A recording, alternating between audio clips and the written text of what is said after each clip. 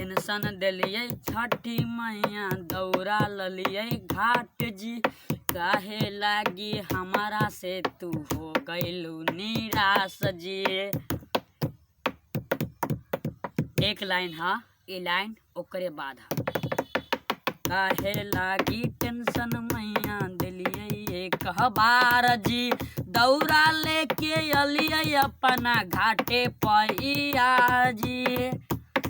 काहे कहलै छठी मैया अर्घ दै छै एक बार दैया। छठी माई हो दौड़ा लेके हम भाई के साथे घाट पहुँचाई हो।